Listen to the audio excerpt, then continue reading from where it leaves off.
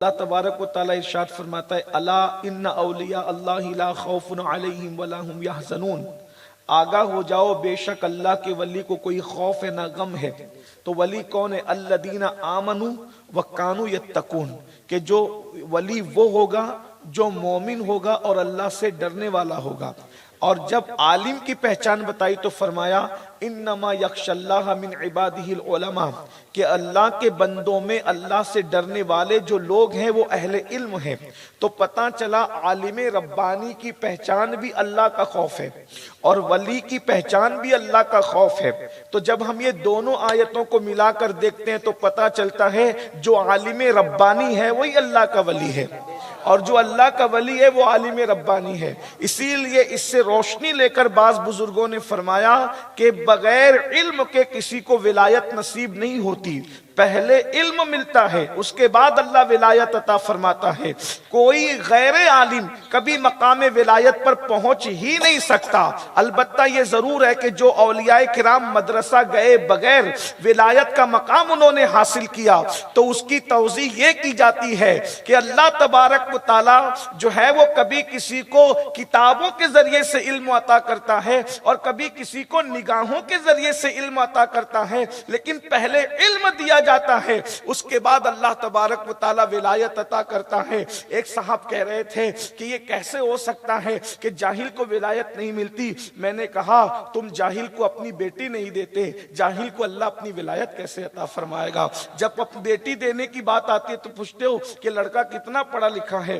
آپ جانتے ہیں اس لیے کہ جو ان پڑھ ہوگا وہ اہمیت نہیں جانتا۔ اگر آپ دیکھیں ولیوں کی جتنی بھی فہرست ہے، چلیں اگر ہم حضور غوث پاک سے آغاز کریں، سرکار غوث العظم دستگیر پیران پیر پیدا ہوئے مادر زاد ولی تھے، یعنی ماں کے شکم سے ولی تھے۔ ہم اہل سنت و جماعت کا نظریہ تو یہ ہے کہ ماں کے شکم میں بھی ان کی کرامتوں کا ظہور ہوا۔ ان کی امی جان خود کہتی ہے کہ رات کے آدھے حصے کے بعد میں اپنے شکم سے ذکر اللہ کی آواز سنا کرتی تھی، اللہ کے ذکر کی آواز سنا کرتی تھی۔ اہل بدعت اگرچہ اس کو کہانی قصہ کہہ کر نظر انداز کرنے کی کوشش کریں، لیکن ہم اہل سنت کا ایک نظریہ ہے، ایک عقیدہ ہے، اور ہم کسی سے مرعوب ہو کر اپنی روایات سے دستبردار نہیں ہو سکتے۔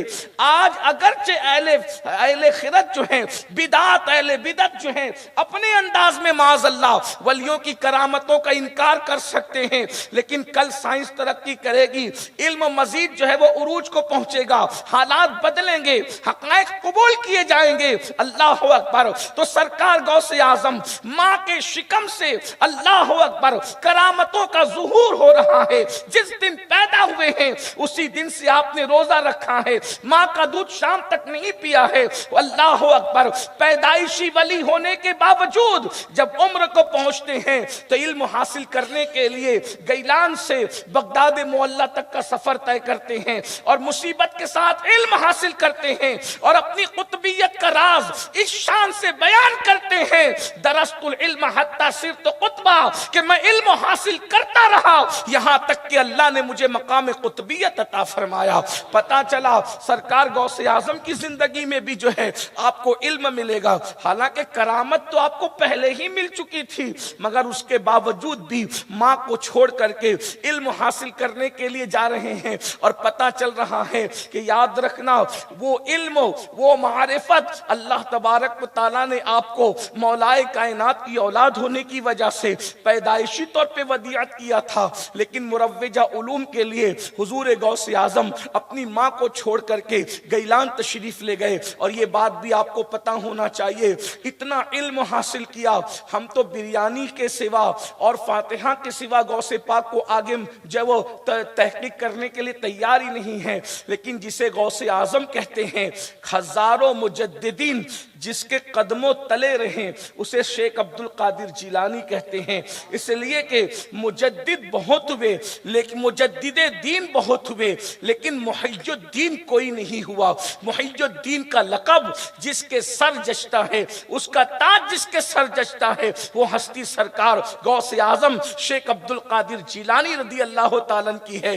اتنے بڑے عالم اور مفتی تھے کہ ہمارے امام اہل سنت لکھتے ہیں کہ حضور غوث اعظم مقام اجتہاد تک پہنچے، اللہ نے انہیں مجتہد بنایا، اجتہاد کا مقام حاصل کیا، اور چاروں مسلک پر آپ فتویٰ دیتے تھے، حنفی مسلک پر بھی، شافعی مسلک پر بھی، حنبلی مسلک پر بھی، اللہ اکبر، اور مالکی مسلک پر بھی۔ ایک بہت خوبصورت بات غوث پاک کی یاد آ گئی، آپ کو حیرانگی ہوگی کتنا علم تھا حضور غوث پاک کے پاس، غوثیت میں آپ کو اللہ نے کتنا علم عطا کیا تھا۔ لکھا گیا ہے، اور یہ بھی یاد رکھنا، علم ہو تو بڑی سے بڑی مشکل آسان ہو جاتی ہے، اور علم نہ ہو تو آسانیاں بھی مشکل نظر آتی ہیں۔ سرکار غوث اعظم کے دور میں ایک شخص نے قسم اٹھا لی کہ میں ایسی عبادت کروں گا کہ اگر میں ایسی عبادت کروں گا کہ اس وقت تو پوری دنیا میں روئے زمین پر میری وہ عبادت جو میں کر رہا ہوں اس وقت تو اس عبادت میں کوئی میرے ساتھ شریک نہ ہو، یعنی اکیلا وہ عبادت میں ہی کر رہا ہوں، میرے سوا وہ عبادت کوئی نہ کرے، اور اگر ایسا نہ کر سکے تو پھر وہ اس نے اس کی بیوی کے لیے طلاق کے جملے کہہ دیے۔ اب ایک بات ہے، اگر وہ درود پڑھتا ہے تو کیا گارنٹی ہے کہ پوری زمین پہ کوئی درود نہ پڑھ رہا ہو؟ اب وہ اذان پڑھ رہا ہے، کیا ضروری ہے کہ کوئی اس وقت روئے زمین پہ کوئی اذان نہ پڑھ رہا ہو؟ آپ جانتے ہیں اذان 24 گھنٹے میں ایک سیکنڈ بھی موقوف نہیں ہوتی، کسی ملک میں صبح ہو رہی ہے، کسی ملک میں دوپہر ہو رہی ہے، کسی ملک میں شام ہو رہی ہے، اللہ کا نغمہ، یہ لاہوتی نغمہ گونج رہا ہے، اس کی توحید کا نغمہ گونج رہا ہے۔ اندازہ فرمائیں تو اگر نماز پڑھ رہا ہو تو کوئی ضروری ہے کہ روئے زمین پہ کوئی نماز نہ پڑھ رہا ہو؟ چلے اگر قسم سے بچنے کے لیے مکروہ وقت ہی میں پڑھ لے تو یہاں مکروہ وقت ہے، کوئی نہیں پڑھ رہا ہوگا، کہیں اور تو مکروہ وقت نہیں ہے۔ بہرحال بہت مسئلہ ہوا، لوگ پریشان ہوئے تو لوگوں نے کہا کہ بھئی مفتیوں سے پوچھے، مفتیان کرام کے پاس رجوع کیا گیا، سب نے کہا مسئلہ زیر غور ہے، کچھ سمجھ میں نہیں آتا۔ آپ جانتے ہیں کہ جب سارے لوگ سرنڈر ہو گئے تو اس وقت لوگوں نے کہا یہ مسئلہ کوئی حل کر سکتا ہے، تو وہ بغداد کے تاجدار، گیلان کا بادشاہ، جسے دنیا سلطان الاولیاء، قطب الاقطاب، غوث الاغواث، غیاث الکونین، غوث العالمین سیدنا شیخ عبد القادر جیلانی کے نام سے جانتی ہے، اس مسئلے کو غوث پاک حل فرمائیں گے۔ پھر کیا ہوا؟ جب لوگ وہاں پہنچے تو غوث پاک نے مسکراتے فرمایا اس میں مشکل کیا ہے، آسان سی بات ہے، اس کو کہہ دو کہ وہ مکہ المکرمہ چلا جائے اور مطاف حرم کو خالی کر دے، اکیلے کعبے کا طواف کرے، روئے زمین پہ جب وہ طواف کر رہا ہوگا اس وقت کوئی طواف نہیں کرے گا تو اس کی بیوی جو ہے وہ طلاق سے بچ جائے گی۔ دیکھ رہے یہ علم کا فیضان ہے۔ حضور غوث پاک کے بعد سرکار غریب نواز کو دیں، ہندوستان کا سب سے بڑا ولی، ان سے بڑا ولی ہندوستان میں ہم کسی کو ماننے کے لیے تیار نہیں۔ ولایت کی اصطلاح میں سب سے بڑا ولی حضور غریب نواز ہے۔ اور ایک بات یاد رکھنا، ہندوستان میں جو دین پھیلا ہے اس کا سب سے بڑا تاج اور صحرا کسی کے سر بنتا ہے، وہ سلطان الاولیاء سرکار غریب نواز کی ذات ہے۔ یہاں غریب نواز کے برابر کوئی ولی نہیں ہے، سب ان کے زیر پا ہیں، اس لیے کہ غوث پاک نے ولایت ہندوستان جس کو عطا کی ہے اسے سلطان الہند سرکار غریب نواز کہا جاتا ہے۔ لیکن غریب نواز کو اب ہندوستان آنے سے پہلے غریب نواز کہاں تھے معلوم ہے؟ ہندوستان آنے سے پہلے سرکار غریب نواز تھے مدینہ منورہ میں۔ کیا کرتے تھے مدینہ شریف؟ ہمارے یہاں تو ولایت کا معیار یہ ہو گیا ہے کہ قبرستان میں بیٹھ کر چلم پی رہے ہو تو ولی ہے۔ ہم سب کو ولی ماننا چاہتے ہیں عالم کے علاوہ۔ میں یہ بات تسلیم کرتا ہوں کہ ہر عالم کہلانے والا ولی نہیں ہوتا، لیکن ہر ولی کے پاس علم ہوتا، اس لیے کہ علم نہیں ہوگا تو تقویٰ کیسے ہوگا؟ اس لیے علم کی بڑی اہمیت ہے کائنات ولایت کے اندر۔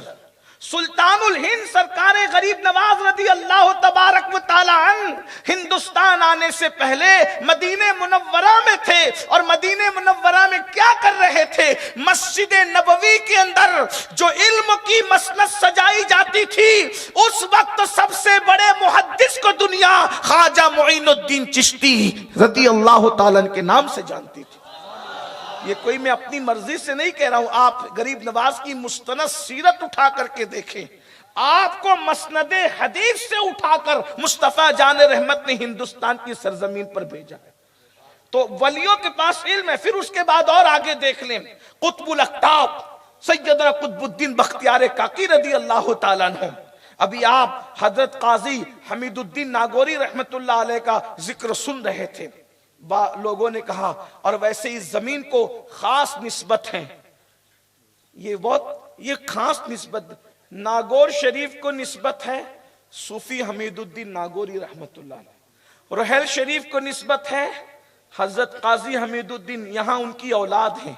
پہلی بات تو ایک بات بتاؤں، ابھی ہندوستان میں آج کل قاضی سرنیم ہوا ہے آج کل، لیکن یہ قاضی کوئی سرنیم نہیں ہے. قاضی کس کو کہتے ہیں؟ جو بندہ جج ہوتا تھا اس کو قاضی کہتے تھے، اور قاضی القضات اس کو کہتے، جو چیف جسٹس ہوتا تھا اس کو قاضی القضات کہتے تھے.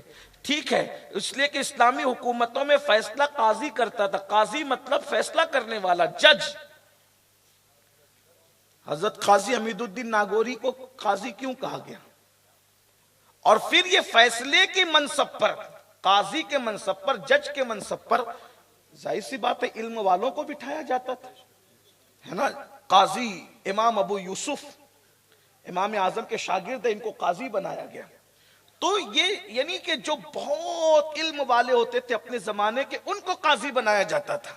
تو قاضی حمید الدین کے ماننے والوں یا ان کی اولادوں ذرا اندازہ تو کریں، جو دور قطب الدین بختیار کاکی جیسے لوگوں کا تھا، جو دن نجم الدین کبرا جیسے لوگوں کا تھا، جو زمانہ سرکار غریب نواز جیسے لوگوں کا تھا، اس زمانے میں جس کو قاضی کہا گیا ہے وہ حضرت حمید الدین ناگوری رضی اللہ تعالیٰ کی ذات ہے. ان کے پاس کتنا علم ہوگا. بلکہ آپ کو بتاؤں، اللہ اکبر، جب بہت مستند روایت ہمارے بزرگوں نے بیان فرمائی ہے، لکھی بھی ہے صوفیہ نے، کہ جس وقت حضرت قطب الدین قطب الاقطاب بختیار کاکی رضی اللہ تعالیٰ کی بسم اللہ خوانی کا وقت تھا، اس محفل کے اندر سلطان الہند سرکار غریب نواز موجود تھے. آپ نے سوچا کہ بسم اللہ کا آغاز کریں، بسم اللہ خوانی کریں، اس لیے کہ ہمارے یہاں بسم اللہ خوانی کی بھی ایک رسم صدیوں سے چلی آ رہی ہے. جب بچے کی عمر 4 سال ہوتی ہے تو باضابطہ طور پر تعلیم کا آغاز کیا جاتا ہے، اس کو بزرگان دین بسم اللہ پڑھاتے ہیں اور تعلیم کی شروعات کرتے ہیں.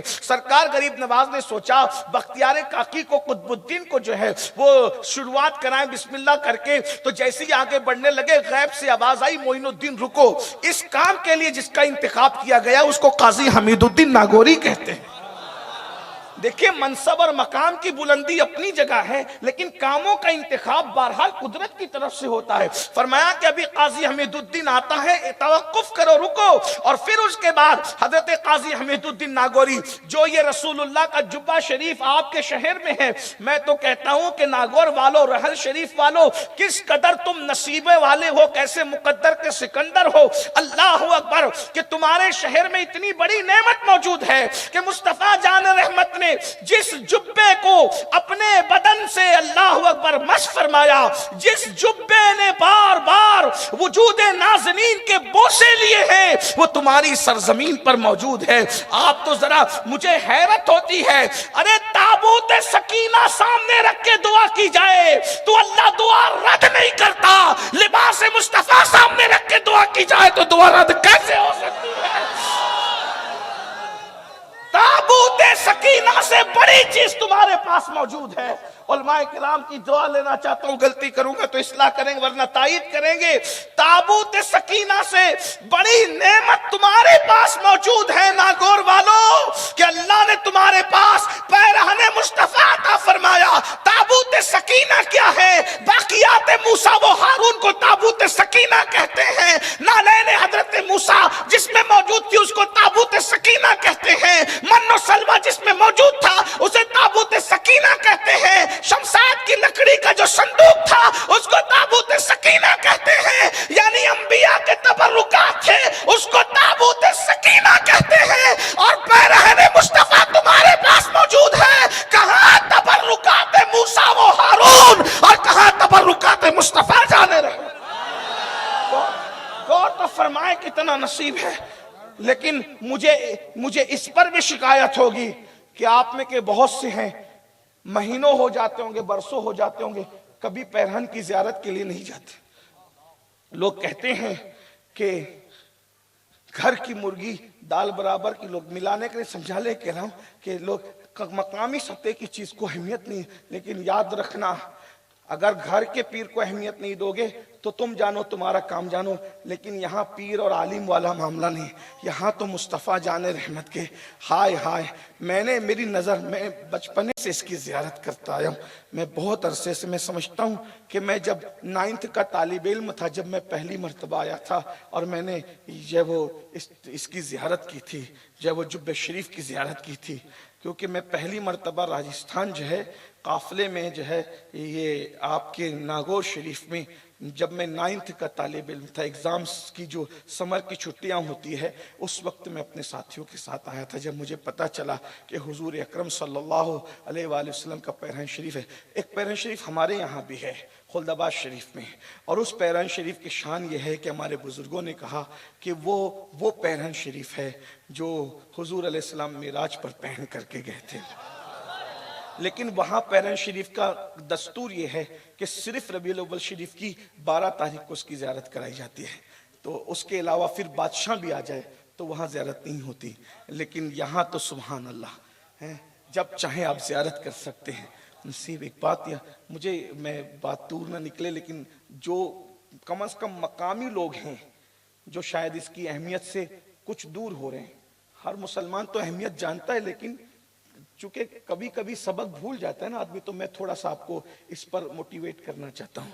ایک مرتبہ جو ہے بارش رک گئی، بارش رکی اور بارش نہیں ہوتی تھی، باران رحمت رک گئی، بارش نہیں ہوتی تھی، لوگوں نے بہت دعائیں کی، استسقاء کی نمازیں پڑھی، لیکن بارش نہیں ہوئی۔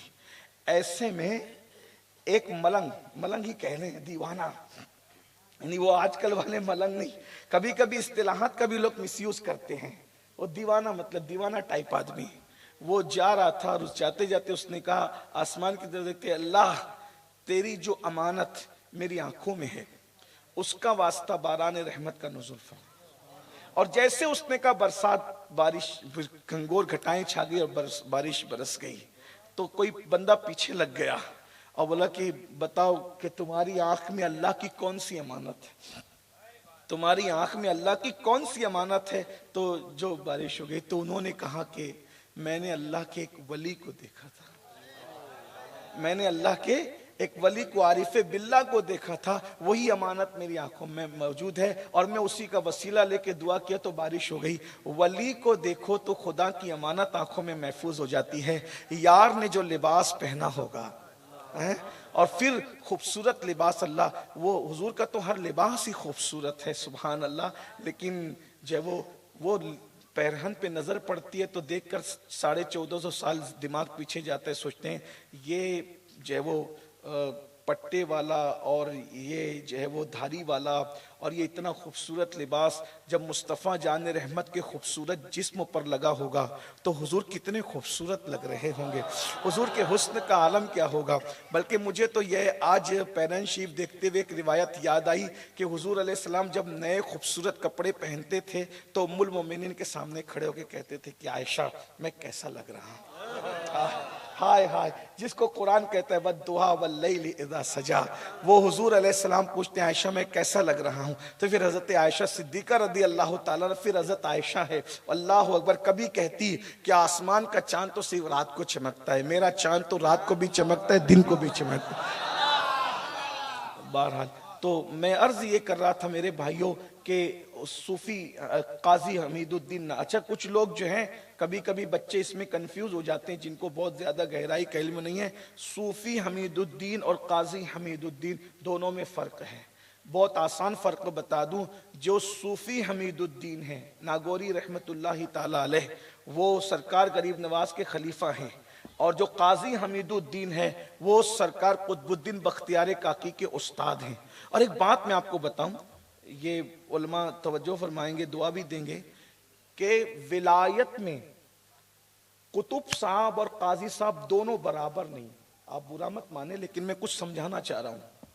ولایت میں قاضی صاحب اور قطب صاحب دونوں، قطب صاحب کا معیار بہت اونچا ہے ولایت، دیکھیں یہ بھی ایک اللہ کی شان ہے، اور جس کو خدا نے جو مرتبہ دیا وہ ماننا چاہیے، ہے نا، اللہ نے جس کو جو، یہی تو اہل سنت کی خوبصورتی ہے کہ ہم کسی کو کتنا بھی چاہ کر اپنی مرضی سے نہیں مان سکتے، ہے نا، یہی اہل سنت کے عقیدے کی خوبصورتی ہے کہ اللہ رسول نے جس کو جو مرتبہ دیا ہے ہمیں اس کو اس مرتبے پہ ماننا ہے.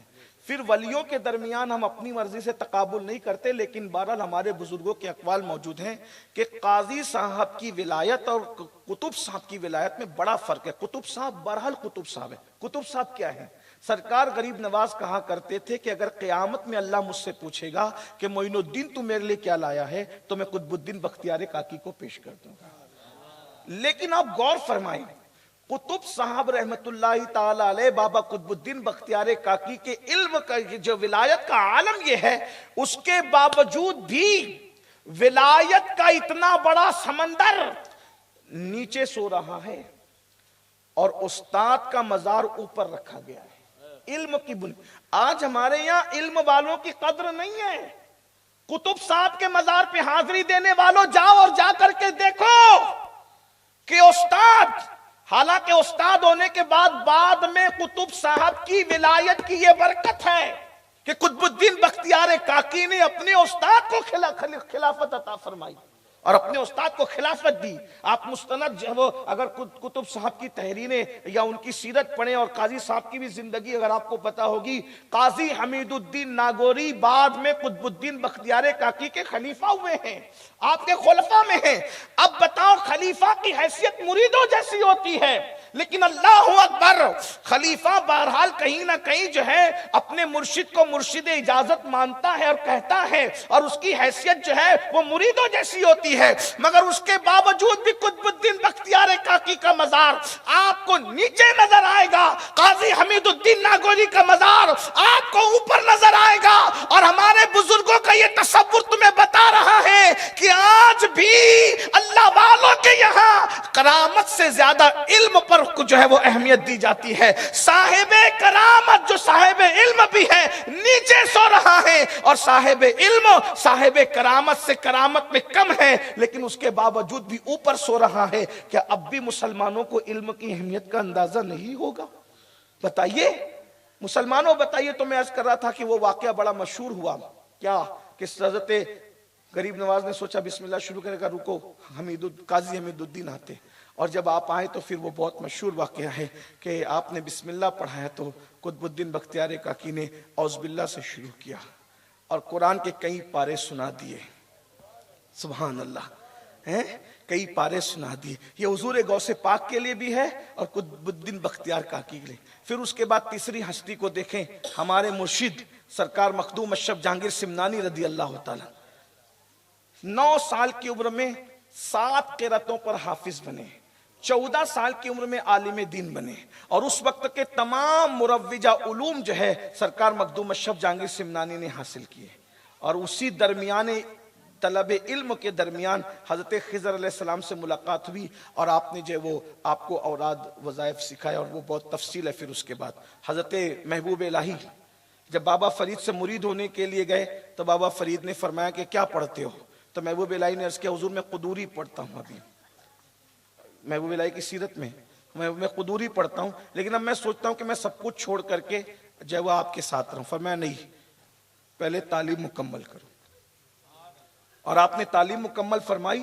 اور یہ جتنے دیکھ رہے ہیں، خواجہ عثمانی ہرونی اپنے زمانے میں شیخ الاسلام کہلائے، غریب نواز اپنے دور میں شیخ الاسلام کہلائے، قطب الدین بختیار کاکی اپنے زمانے میں شیخ الاسلام کہلائے، حضرت محبوب الہی اپنے زمانے میں شیخ الاسلام کہلائے. یعنی یہ شیوخ الاسلام اتنے بڑے بڑے لوگ ہیں، علم کے آفتاب و مہتاب کے ولایت کے تاجدار ہونے کے باوجود یہ علم کی اتنی بلندی پہ فائز تھے کہ لوگوں نے ان کو شیخ الاسلام کا لقب دیا، شیخ الاسلام مانا. تو یہ ہمارے بزرگوں کا ایک طریقہ ہے.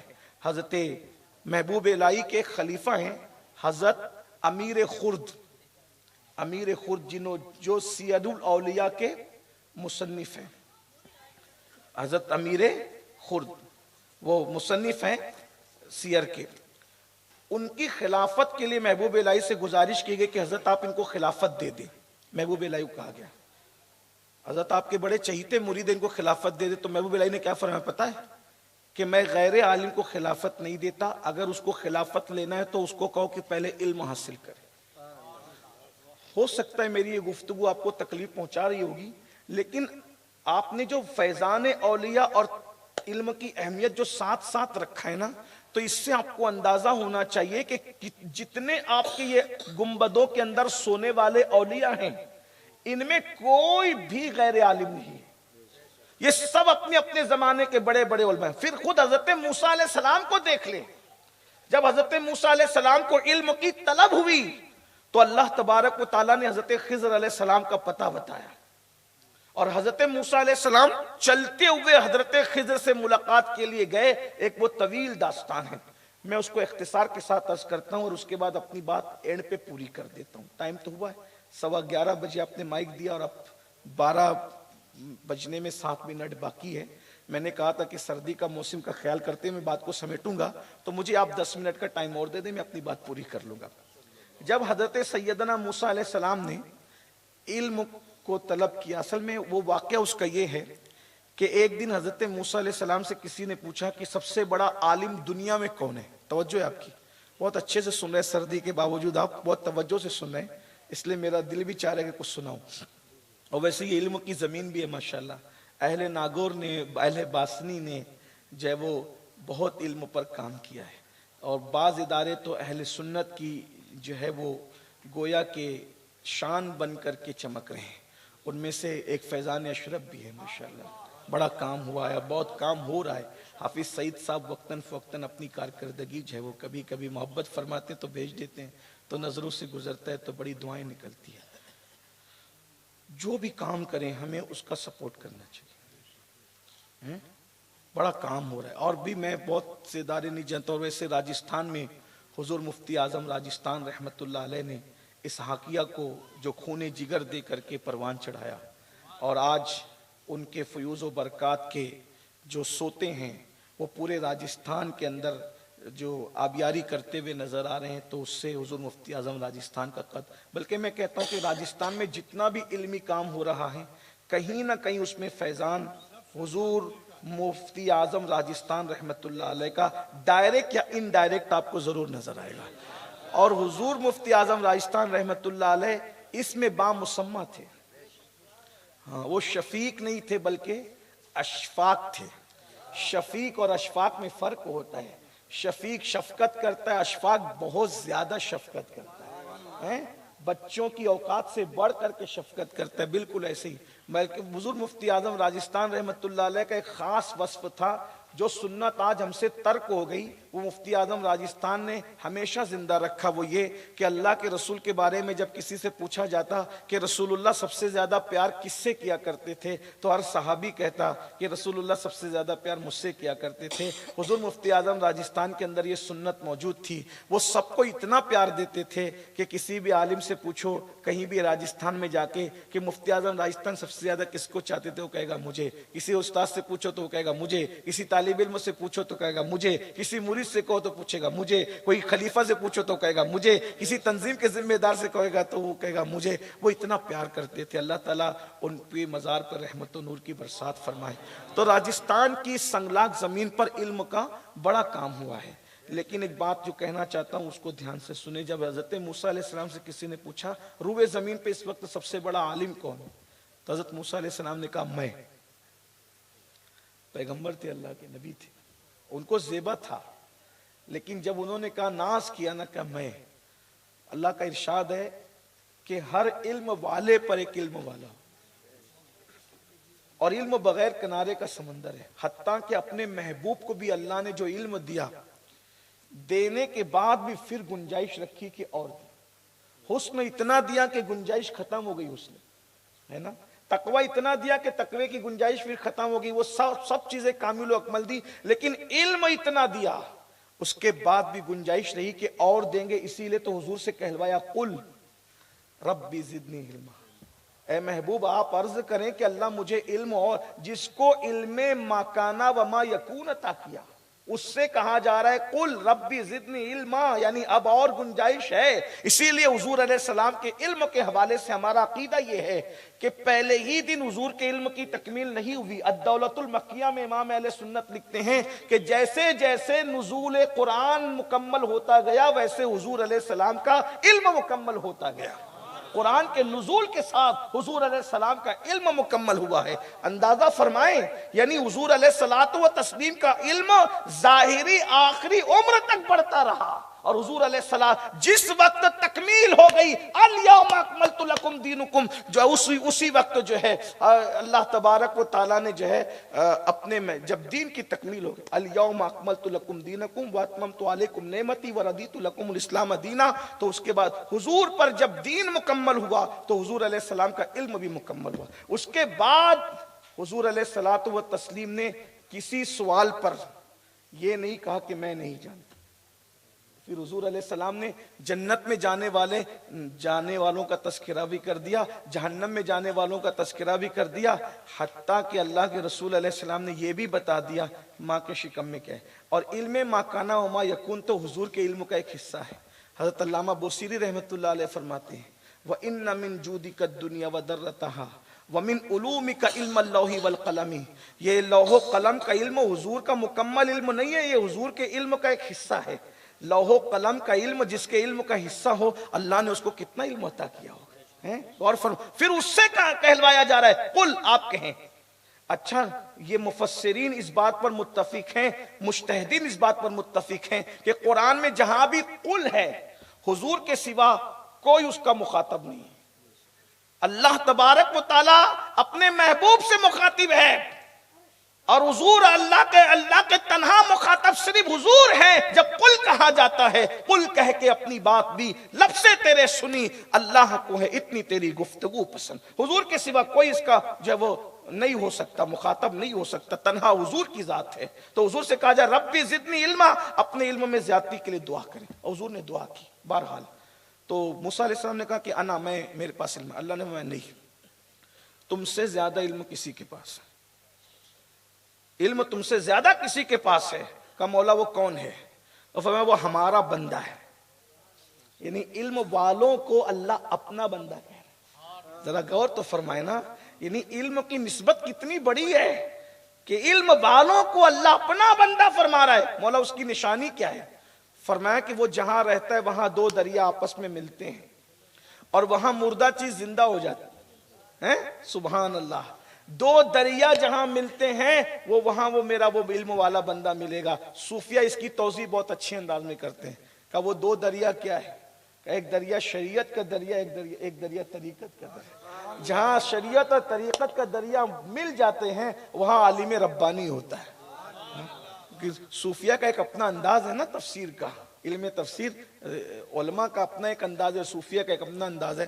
اور آپ کو حیرت ہوگی، حضرت موسیٰ علیہ السلام اس تجسس میں چلے کہ اس بندے سے ملنا چاہیے، اور اللہ کی شان جب وہ گئے تو حضرت موسیٰ علیہ السلام سفر میں مچھلی فرائی کر کے بھون کر لے گئے توشے سفر کے طور پر، اور آپ کے ساتھ میں آپ کے خلیفہ تھے جن کو بعد میں اللہ نے نبوت عطا فرمائی، حضرت یوشع ابن نون علیہ السلام، ان کو لے کر کے آپ کے شاگرد تھے، ان کو لے گئے ساتھ میں۔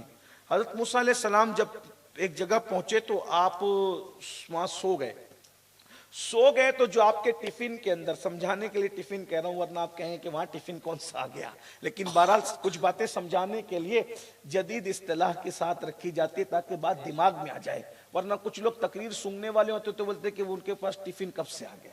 تو کچھ ایسے ذہن کے دقیانوسیت سب کی کچھ لوگ ایسے شکار ہو جاتے ہیں، لیکن آپ نے نہیں ہونا۔ تو وہ جو کھانا ساتھ لے کر کے گئے تھے نا، اس میں سے مچھلی وہاں سے زندہ ہو کے نکلی اور دریا کے اندر گھس گئی۔ اس کا مطلب علم کی برکت سے جب مچھلی زندہ ہو سکتی ہے تو علم کی برکت سے دل زندہ نہیں ہو سکتی۔ آج جو اس امت کے اندر زنا کی کثرت، نشے کی کثرت، جوے کی کثرت، سود کی کثرت، حرام کاریوں کی کثرت ہے، اس کی سب سے بڑی وجہ جہالت ہے۔ اگر ہمارے پاس علم ہو تو ہمیں پتا چلے کہ ہم کس قدر گندگی کے اندر ہے۔ بتاؤ، اگر کسی کو حدیث کا علم ہو تو حدیث مبارکہ میں یہ پڑھے گا کہ جس نے سود کا ایک لقمہ کھایا گویا اس نے اپنی ماں کے ساتھ 36 مرتبہ زنا کیا۔ تو تو وہ سود کا لقمہ کھانے کی کوشش کرے گا. کوئی بے غیرت ہوگا جو اتنی بڑی وعید سن کر بھی معاذ اللہ وہ سود کھائے. لیکن چونکہ علم نہیں ہے اس بنیاد پر لوگ جو ہے وہ سود کی طرف جا رہے ہیں. اللہ کے سچے رسول صادق و مصدوق فرماتے ہیں جس نے سود کا صرف 1 درہم کھایا اس کو 1000 سال تک کے جہنم کی آگ میں جلایا جائے گا. آج لوگ جو ہیں علم نہ ہونے کی وجہ سے جو ہے نمازیں چھوڑ رہے, مسجدیں ویران ہیں. اللہ کے رسول صلی اللہ علیہ وآلہ وسلم ارشاد فرماتے ہیں کہ جو نماز نہیں پڑھتا قیامت کے دن وہ کالے سور, کالے خنزیر کی شکل میں اللہ کی عدالت میں پیش کیا جائے گا. میں پوچھنا چاہتا ہوں, علم آنے کے بعد کوئی نماز چھوڑے گا اس لیے کہ چہرے پہ پھنسی آ جائے تو 4 لوگ پوچھتے ہیں پھنسی کیوں ہے, اور پھنسی لے کر جلسے میں جانے کی ہمت نہیں ہوتی, پھنسی والا چہرہ لے کر کے ولیمے میں جانے کی ہمت نہیں ہوتی, پھنسی والا چہرہ لے کر کے کالج جانے کی ہمت نہیں ہوتی. تو جب نماز نہ پڑھنے کی بنیاد پر یہ چہرہ کالے سور کی طرح ہوگا, کالے خنزیر کی طرح ہوگا, تو بتاؤ اللہ کی عدالت میں کیا منہ لے کر کے جاؤ گے؟ اللہ اکبر. تو یہ سارے جو گناہ ہیں, سارے جرائم ہیں, علم نہ ہونے کی وجہ سے. آؤ علم کی طرف پیش قدمی کریں, آؤ علم کی طرف بڑھیں. اس لیے کہ اللہ کے رسول صلی اللہ علیہ وآلہ وسلم نے 13 سال کی قلیل مدت کے اندر جو انقلاب پیدا کیا تھا وہ خالص علمی انقلاب تھا. میرے بھائی آؤ علم کی طرف محنت کریں, علم کی طرف پیش رفت کریں, علم کی طرف کوشش کریں. اللہ اکبر. میں بات عرض کرتے کرتے دور نہ نکل جاؤں تو حضرت موسیٰ علیہ السلام جو وہ مچھلی زندہ ہو گئی, پھر آپ نکل گئے, شیطان نے بھلا دیا. اچھا یہ بھی اللہ نے قرآن میں شیطان نے بھلا دیا, کیونکہ حضرت یوشع نے بتایا نہیں کہ مچھلی وہاں زندہ ہوئی, کہ جہاں مچھلی زندہ ہوئی سمجھ لو کہ اللہ والا وہ موجود ہے, علم والا وہ موجود ہے. حضرت موسیٰ علیہ السلام پھر اٹھ کر کے چل پڑے. آپ تھکے, کہنے لگے کہ میں تھک گیا ہوں. تو کہا حضرت وہ جو ہم جہاں رکے تھے نا پہلے, جہاں آپ سوئے تھے, وہی تو مچھلی زندہ ہوئی تھی. کہا وہی تو ہماری منزل ہے. پھر اپنے پیروں کے نشان دیکھتے ہوئے واپس آئے تو دیکھا وہ اللہ والا. مختصر کر رہا ہوں, لمبی جو وہ پورا واقعہ بہت لمبا ہے, قرآن میں بھی اس کا ذکر ہے, تفاسیر میں ہر مفسر نے ذکر کیا ہے, اس کے بعد جو ہے وہ احادیث میں بھی تفصیل سے اس کا ذکر موجود ہے. لیکن جب حضرت موسیٰ علیہ السلام وہاں پہنچے تو دیکھا کہ ایک بندہ سر سے لے کر پیر تک چادر تانے سو رہا ہے. ہو سکتا تصور رہا کہ بھئی اتنا بڑا عالم ہے تو عبادت میں ملے گا, لیکن وہ سوتا ہوا ملا, وہ عالم جو حضرت خضر علیہ السلام کے نام سے ہم جنہیں جانتے ہیں. تو جب انہوں نے دیکھا تو ان کو اٹھایا, تو بلکہ پہلے ان کو سلام کیا, السلام علیکم. تو انہوں نے سلام کا وعلیکم السلام یا موسیٰ ابن عمران. دیکھا غور فرما, پہلی ملاقات ہے, نام بھی جانتے ہیں, باپ کا نام بھی جانتے. کہا تو نے میرے باپ کا نام کیسے جانا, میرا نام کیسے؟ کہا جس نے تمہیں میرے پاس بھیجا اس نے بتا دیا نا مجھے. یعنی یہ آنے کی داستان بھی پتہ ہے, یہ علم ہے بھائی. اور اس کے بعد پھر بہت لمبی داستان ہے, الگ الگ سوالات ہے اس پر. حضرت موسیٰ علیہ السلام نے سوال کیے, پھر وہ جواب ہے, وہ بہت ساری چیزیں وہ علم سے تعلق رکھتی ہے, علم باطن سے تعلق رکھتی ہے. لیکن میں آپ سے ایک بات عرض کرنا چاہتا ہوں, حضرت موسیٰ کو جب پتہ چلا کہ اس کے پاس مجھ سے زیادہ علم ہے تو آپ نبوت کے منصب پر فائز ہونے کے بعد, حالانکہ حضرت خضر کے بارے میں جو بھی چیز ہیں ہمارا نظریہ تو یہ کہ وہ اللہ کے پیغمبر ہیں, نبی ہیں. سید امام اہل سنت کی تحقیق یہی ہے کہ آپ نے فرمایا کہ وہ اللہ کے نبی ہیں. لیکن حضرت خضر نبی ہونے کے باوجود بھی حضرت موسیٰ علیہ السلام کی ہم پلہ تو نہیں ہے, حضرت موسیٰ علیہ السلام کی ہم پلہ نہیں ہے. لیکن پھر بھی حضرت موسیٰ علیہ السلام کو جب پتا چلا کہ یہ مجھ سے بعض معاملات میں علم زیادہ رکھتے ہیں, تو حضرت موسیٰ علیہ السلام منصب نبوت پر فائز ہونے کے باوجود بھی اور ان سے افضل ہونے کے باوجود بھی اپنے مفضول کے پاس, یعنی حضرت موسیٰ علیہ السلام کے مرتبے میں برابر نہ ہونے کے باوجود بھی موسیٰ علیہ السلام ان سے افضل ہے, پھر بھی حضرت خضر علیہ السلام کے پاس چل کر گئے علم حاصل کر. اور علم جو بھی چیزیں انہوں نے حاصل کی. آپ سے میں پوچھنا چاہتا ہوں, ہم تو کچھ بھی نہیں, دولت کی بنیاد پر کس گھمنڈ میں ہو, نسب کی بنیاد پر کس گھمنڈ میں ہو, خوبصورتی کی بنیاد پر کس گھمنڈ میں ہو, کیوں علم حاصل نہیں کرتے یہ سوچ کر کہ مولانا علم حاصل کر کے کیا کریں. ہم تو لوگوں کو یہ کہتے ہیں میرے بھائیوں, آنے والا دور خالص علمی دور ہے. مولا مشکل کشا کرم اللہ تعالی وجہ الکریم فرماتے ہیں جتنا علم تمہارے ماں باپ نے تمہیں دیا ہے تم اپنی اولاد کو اس سے زیادہ علم عطا کرو, کیونکہ تمہاری اولاد کا دور تمہارے دور سے زیادہ تیز رفتار ہوگا. مولا مشکل کشا کے قول پہ قربان جائیں، آج اس کو اپنی آنکھوں سے دیکھ لو۔ ہم کبھی اپنے بچپنے میں موبائل کا نام سنا تھا؟ آج 3 سال کے بچے موبائل چلاتے، 7 سال کا بچہ اپنے باپ کو بتاتا ہے یہ فنکشن ایسے نہیں ایسے استعمال کرتے ہیں۔ بتائیے بچے آگے ہیں کہ نہیں؟ تو اپنے بچوں کو علم کے زیور سے، اور دنیا کا علم کم سے کم اتنا دو اپنے بچوں کو۔ یہ جو سوچتے ہو نا کہ ہم اپنے بچے، ہم تو مالدار ہیں، ہمیں کیا ضرورت ہے علم کی، ہمارا تو کاروبار ہے، کیا ضرورت ہے علم کی، ہماری تو ہوٹلیں، ہماری تو کھیتیاں ہیں، ہمارا تو یہ، ہمارا تو وہ ہے۔ میرے بھائی، دنیاوی علم ہو یا دینی علم ہو، علم بہرحال علم ہے۔ یہ ملا مشتر کی تقسیم جو ہے 1857 کے بعد کسی تعصب کے ذریعے سے کی گئی۔ عصری علوم اور دینی علوم کی تقسیم جو ہے 1857 کے بعد کسی تعصب کی وجہ سے کی گئی۔ اس سے پہلے علم صرف علم تھا، علم خالص علم تھا، علم والے خالص علم والے تھے۔ ہاں وہاں پر کوئی عصری علوم کا تقاضا نہیں تھا، وہاں کوئی دینی علوم کی تفریق نہیں تھی۔ وہی فضل خیر آبادی جو ظہر کی نماز سے پہلے ہندوستان کی کورٹ میں بیٹھ کر ہندوستان والوں کے فیصلے کیے کرتے تھے، ظہر کی اذان کے بعد وہی فضل خیر آبادی مسجد میں نماز بھی پڑھایا کرتے تھے۔ جو جج تھا وہی مسجد کا امام بھی تھا۔ ہاں اللہ اکبر، دلی کی جامع مسجد کا تراویح کا نماز پڑھانے والا جو مہینے بھر رمضان شریف میں تراویح میں قرآن سنایا کرتا تھا، عید کے دن وہی ہندوستان اکھڑ بھارت کے تخت پہ بیٹھا ہوا نظر آتا تھا۔ اسی کو دنیا سلطان محی الدین اورنگزیب عالمگیر کے نام سے جانتی ہے۔ میرے بھائیوں، ہم نے تفریق کی اور تفریق کا شکار ہو گئے۔ آؤ دنیا کا علم کم سے کم اپنے بچوں کو اتنا دو کہ وہ گریجویٹ ہو جائیں، اور دین کا علم اتنا دو کہ اگر گھر میں بچہ پیدا ہو اذان بھی خود دے سکو، ابا مر جائے تو جنازہ خود ہی پڑھا سکو۔ اتنا علم ہونا ضروری ہے۔ اور ایک اگر آپ سوچتے ہیں ہمارے پاس تو مولانا بہت دولت ہے، بس میری تقریر پوری ہو گئی، بس پیغام دے کر کے 5 منٹ پہ 5 منٹ 6 منٹ بچے، 12:15 بجنے میں 1 گھنٹے کا ٹائم آپ نے دیا تھا، میں مکمل ٹائم پہ بات ختم کروں گا کیونکہ مجھے بھی لمبے سفر پر جانا ہے، اور یوں بھی اسٹیج پہ بزرگ لوگ موجود ہیں، تقاضے بھی ہوتے ہیں بزرگوں کے، اس لیے میں بہت لمبی نہیں کر رہا ہوں، جو ٹائم دیا اسی پہ گفتگو پوری کروں گا۔ 6 منٹ بچے جو ٹائم آپ نے مجھے دیا تھا۔ توجہ فرمائیں، غور فرمائیے۔ یہ جو کہتے ہو ہم مالدار ہیں، ہمیں علم کی کیا ضرورت ہے، وہ بچہ کاروبار سنبھالے گا۔ میرے بھائی، ایک پڑھے لکھے کے کاروبار کرنے میں اور ایک ان پڑھ کے کاروبار کرنے میں زمین آسمان کا فرق ہے۔ ایک پڑھے لکھے کی گفتگو کرنے میں اور ایک ان پڑھ کی گفتگو کرنے میں زمین آسمان کا فرق ہے۔ اس لیے اپنے بچوں کو علم دو، علم بڑی چیز ہے، اور جاتے جاتے جہاں علمی کام ہو رہا ہو وہاں مدد کرو، اس لیے کہ اپنے باپ کے نام پہ کھانا کھلانے کا جو ثواب ہے اس سے زیادہ اجر آپ کو علم میں مدد کرنے۔ ہاں یہ بات میں آپ سے کہہ رہا ہوں، میں یہ نہیں کہوں کہ کھانا نہ کھلاؤ، کھلاؤ، اس لیے کہ ایک مرتبہ آپ نے کسی کو کھانا کھلایا دوبارہ اس کا پیٹ خالی ہو جائے گا۔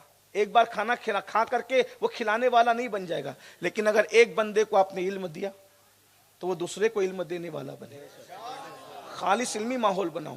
یہاں پر مجھے میرے مرشد ہمارے آقائے نعمت حضور سرکار مخدوم اشرف جہانگیر سمنانی کے ملفوظات میں سے ایک ملفوظ یاد آ رہا ہے جس کو میں اپنے الفاظ کے جامع میں رکھنا چاہتا ہوں۔ دیکھیے، میں ایصال ثواب کا جو تصور ہے وہ ہمارے یہاں متفق علیہ اہل سنت میں کہ آپ جو بھی ایصال ثواب کریں گے آپ کے مرحومین کو ملے گا، جس کے نام سے کرو گے اس کو ملے گا۔ تو ہم اب کیا کرتے ہیں کہ چلو بھائی کھانا کھلانا نیکی ہے، بالکل نیکی ہے، میں منع نہیں کر رہا ہوں۔ دیکھیے، میں کسی چیز سے منع نہیں کر رہا ہوں، اس کو آپ یہ نہیں کہ الٹا مت دینا۔ کسی دور میں لوگ کھانے کو ترستے تھے تو کھانا کھلانے کو اہم قرار دیا گیا کہ بھئی ضرورت اس وقت اس چیز کی ہے اس لیے کھانا کھلاؤ۔ لیکن اب تو فقیر بھی 3 ٹائم پیٹ بھر کے کھاتا ہے۔ یعنی اس زمانے میں کھانے کے، ایک زمانے میں میٹھے پانی کی اہمیت تھی تو حضرت سعد کو کہا گیا کہ بھئی کنواں کھود دو، کیونکہ تو اس سے ہمیں گویا کہ روشنی ملتی ہے۔ کھانا کھلانا، پانی پلانا، کپڑے تقسیم کرنا اہمیت اس کی نہیں ہے، اہمیت اس کی ہے کہ قوم کو کس چیز کی ضرورت ہے، اس میں ثواب زیادہ ہے۔ تو کسی دور میں لوگ بھوکے مرتے تھے تو اس وقت تو کھانا کھلانے پہ ابھارا گیا، کسی دور میں پانی کی ضرورت تھی تو پانی پہ ابھارا گیا، لیکن اس وقت تو علم کے لیے قوم جو ہے وہ جہالت کی وادیوں میں بھٹک رہی ہے، اور بہت سارے لوگ غربت کا بہانہ کر کے، تعلیم مہنگی کا بہانہ کر کے علم سے کوسوں دور ہیں۔ بلکہ کووڈ نے تو ہمارا بڑا نقصان کیا علم کی دنیا کا۔ غریب کے بچے تو اس لیے ٹوٹ گئے علم کی دنیا سے کہ ہمارے بس کا نہیں ہے، لیکن مالداروں کے بچے بھی موبائل کے اتنے عادی ہو گئے چونکہ آن لائن پڑھائی کی وجہ سے کہ آج تک ہم وہ بھگتان بھگت رہے ہیں۔ میں خود اصل میں ایک انگلش میڈیم اسکول اور جونیئر کالج کا جو ہے وہ چیئرمین ہوں، حالانکہ یہ تعارف میں نہیں کراتا، مجھے اس کا اچھا بھی نہیں لگتا، لیکن چونکہ ہم لوگ اس فیلڈ سے جڑے ہوئے ہیں اور بے فضل تعالیٰ مالیگاؤں میں ہم خود جو ہے 4 دارالعلوم خود چلا رہے ہیں، 82 مکاتب ہمارے خود چل رہے ہیں الحمدللہ۔ تو ہم جانتے ہیں علم کی دنیا سے جڑے ہوئے ہیں۔ کووڈ نے بڑا نقصان کیا، بہت نقصان کیا۔ مالداروں کے بچوں کا آج تک ذہن بن نہیں پا رہا ہے، کیونکہ موبائل سے پہلے موبائل ہاتھ سے لے کے رکھ لیتے تھے، کووڈ میں موبائل دیا، اتنے عادی ہو گئے کہ اب بچے ایک بچے کے بارے میں نے سنا کہ اس سے موبائل لے لیا تو بچے نے خودکشی کر لی۔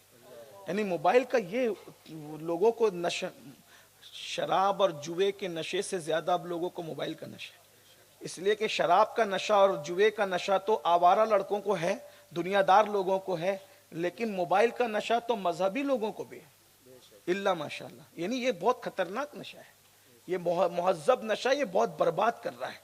ہم سلام پھیرتے ہیں تو پہلے موبائل دیکھتے ہیں، نمازی لوگ نیند سے اٹھتے ہیں تو اللہ کا شکر ادا کہ اللہ نے تو نے ہمیں نئی زندگی عطا کی، دعا پڑھنے کی بجائے ہم پہلے موبائل دیکھتے ہیں۔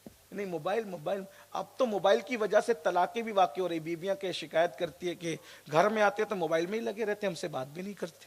یہ بھی ہے، یہ بھی عورتیں بھی ہے کہ کھانا پکاتے پکاتے کبھی نمک نہیں ڈال رہی ہے، کبھی مرچ نہیں ڈال رہی ہے، کیوں؟ کیونکہ وہ موبائل دیکھ رہی ہے، وہ موبائل میں مصروف ہے۔ وہ یہ ہنسنے کی بات نہیں ہے، دیکھو ہر چیز کو ضرورت کے مطابق ہے۔ یہ موبائل ہے، اس کے بغیر ہم زندہ رہ سکتے ہیں، کھانے اور پانی کے بغیر تو ہم زندہ بھی نہیں رہ سکتے، مگر قرآن کیا کہتا ہے؟ کلو وشربو ولا تسرف، کھاؤ پیو جو زندگی کے لیے ضروری ہے، ولا تسرف، حد سے مت بڑھنا۔ تو جو زندگی کے لیے ضروری ہے، جب کھانے پینے کے لیے ہم حد سے نہیں بڑھ سکتے ہیں تو موبائل کے استعمال کے لیے ہم حد سے کیسے بڑھ سکتے ہیں؟ جو مذہب زیادہ سونے پہ پابندی لگاتا ہو کہ زیادہ سونے والا اگر نیند سے زیادہ سو رہا ہے، زیادہ کھانے والا بھوک سے زیادہ کھا رہا ہے، اللہ کا عذاب اس کے قریب ہے۔ تو جو مذہب زیادہ سونے کی اجازت نہیں دیتا، اس میں موبائل کا اتنا استعمال، مسجد میں بھی، جلسوں میں بھی، ہر جگہ۔ اور گیم، اچھا گیم کو تو کوئی گناہ سمجھ بھی نہیں رہا ہے، اللہ ماشاءاللہ۔ بہرحال تو ایصال ثواب کا جو تصور ہے، میں سبق سنانے کے لیے آپ سے عرض کر رہا تھا کہ اہم کوئی چیز نہیں ہے اس معنی میں کہ یہ بتایا گیا کہ جس چیز کی لوگوں کو زیادہ ضرورت ہے اس کا ایصال ثواب کرو، اس کا زیادہ ثواب ہے۔ آج تعلیم کی زیادہ ضرورت ہے نا، اور لوگ نہ کہتے ہیں مولانا تعلیم بڑی مہنگی ہے، میں تو کہتا ہوں بھائی جوتے بھی مہنگے ہیں، ٹی شرٹ بھی مہنگا ہے، موبائل کا ریچارج بھی مہنگا ہے، شکر اور دال سب مہنگے ہیں۔ تو یہ مہنگا ہونے کی وجہ سے ہم نے چھوڑ دیا خریدنا، جب ان کے مہنگا ہونے کی وجہ سے نہیں چھوڑتے ہیں، سب اس کو نبھا رہے ہونا، تو تعلیم مہنگا ہونے کی وجہ سے، تعلیم کی مہنگائی کی وجہ سے آپ تعلیم سے پیچھے کیوں؟ 10 سال ہندوستان میں اگر ہم سب مل کر کے علم پہ محنت کر لیں، آنے والے حالات بدلیں گے۔ لوگ اپنے بچوں کو تلوار دینے کی بات کریں کہ تم جو چاہو دو، ہم اپنے بچوں کے ہاتھ میں قلم دیں، اس لیے کہ ہمارے یہاں پہلی آیت جو نازل ہوئی ہے نا، وہ اقرا، پڑھیے۔ تو جو مخدوم صاحب کا ملفوظ پڑھ رہا تھا اس کو سن لیجئے، کیونکہ قرآن مقدس کی ایک آیت کی کئی تفاسیر ہیں، بعض لوگوں نے کہا 70 ہزار ہے، بعض لوگوں نے کہا 60 ہزار ہے، 12۔ تو یہ یعنی قرآن کی ایک آیت کی آپ حتمی تفسیر یہ نہیں کہہ سکتے کہ اس کا معنی صرف یہی ہے۔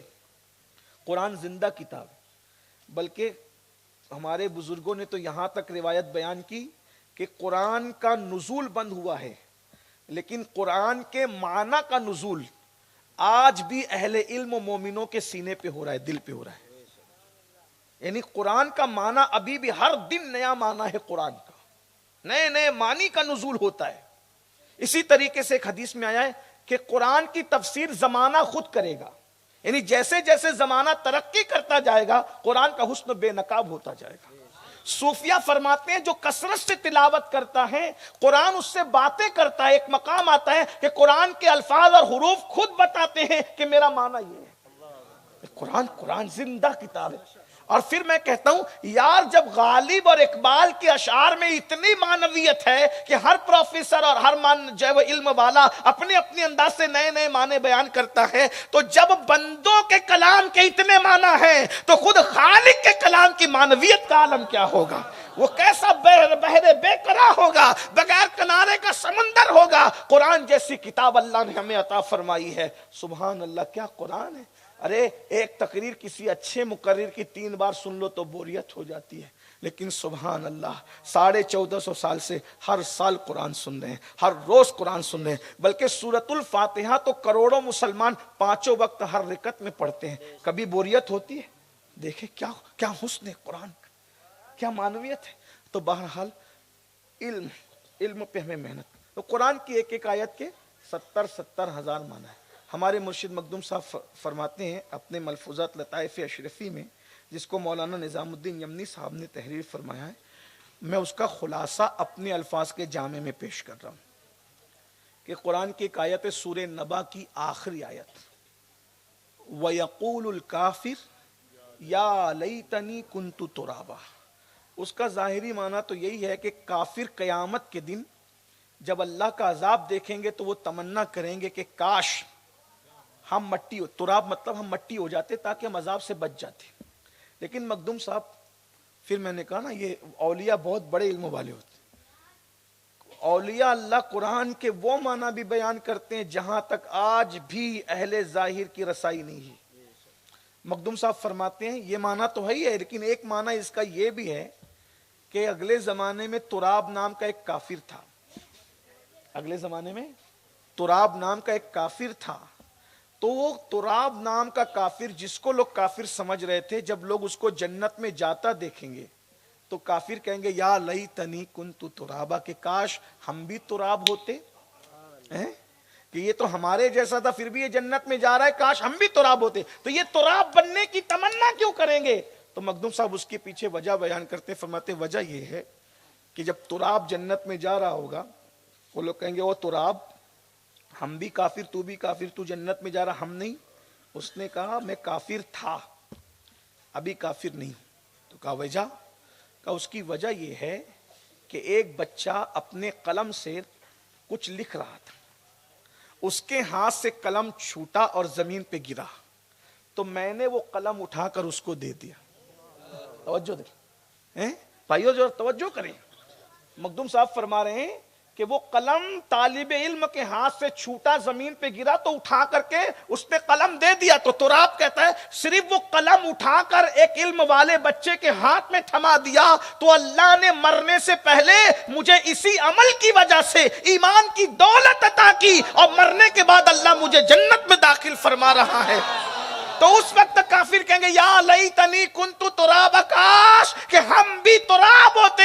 ارے مرنے سے پہلے کسی کا گرا ہوا قلم ہی اٹھا کر دے دیتے تو ہمیں بھی ایمان ملتا مرنے سے پہلے، اور مرنے کے بعد جنت ملتی۔ میرے بھائیوں بتاؤ، باسنی والوں، ناگور والوں، روہیل شریف والوں، مجھے بتاؤ کہ اس نے اپنی جیب سے خرید کر نہیں دیا تھا، اس نے لا کر نہیں دیا تھا، ارے بچے کا گرا ہوا قلم اٹھا کر دے دیا۔ تو صرف طالب علم کا گرا ہوا قلم اٹھا کر دینے سے مرنے سے پہلے ایمان نصیب ہوتا ہے اور مرنے کے بعد جنت ملتی ہے۔ جب قلم اٹھا کے دینے پر یہ ہے تو جب اگر طالب علم کو خرید کر دو گے تو اللہ کیا اجر عطا فرمائے گا، اپنے ماں باپ کے ایصال ثواب کے لیے دو گے تو اللہ کیا اجر عطا فرمائے گا، کتابیں دو گے تو کیا اجر عطا فرمائے گا۔ ارے اس کا، بلکہ میں تو یہ کہتا ہوں آپ کو یہ چاہیے کہ اللہ نے نوازا ہے تو اپنے پاس بچے نہیں ہے تو 2-4 بچے آپ جو ہے وہ گود لے لیجئے تعلیم کے لیے، کہ جب تک یہ حافظ نہیں بن جاتا اس کا پورا خرچہ میں ہوں، جب تک یہ عالم نہیں بن جاتا اس کا پورا خرچہ میں اٹھاؤں گا، جب تک یہ وکیل نہیں بن جاتا اس کا پورا خرچہ میں اٹھاؤں گا، جب تک یہ جج نہیں بن جاتا اس کا پورا۔ آپ علم کے لیے کوشش کیجئے، اس لیے کہ اللہ تعالیٰ نے آپ کو نوازا ہے، لیکن یہ ضرور کہوں گا بہت علم پہ محنت کیجئے، مگر دین اور شریعت کی پابندی کے ساتھ، ورنہ ایسا نہ ہو کہ جو فضل خیر آبادی جو فضل خیر آبادی امام المنطق، اپنے زمانے کا امام المنطق جو ہے لوگوں کو علم بانٹ رہا تھا، لوگوں کو عقیدہ بانٹ رہا تھا، جب توجہ نہیں کی گئی تو نیچے کی نسل میں ملحدین ہو گئے۔ جب علامہ کی نسل میں نیچے ملحد ہو سکتے ہیں، اگر ہم توجہ نہیں دیں گے تو ہماری نسلوں کا کیا ہوگا۔ اس لیے اپنے بچوں کو خوب پڑھائیے، لیکن پہلے ان کو مسلمان بنائیے، پہلے ان کو دینی عقیدہ سکھائیے، اور یہ دینی عقیدہ کہاں ملے گا؟ آپ کو مدارس میں ملے گا۔ اور میں اپنے علماء حفاظ سے یہیں پر گزارش کر دیتا ہوں کہ اس وقت ہمیں دارالعلوم کے ساتھ مکاتب پر محنت کرنے کی بہت ضرورت ہے۔ اگر ہم آنے والی نسلوں کو الحاد، بے دینی اور زندیقیت سے بچانا چاہتے ہیں تو ہمیں اچھے مکاتب تو ہیں، ہمارے اچھے مکاتب قائم کرنے کی ضرورت ہے۔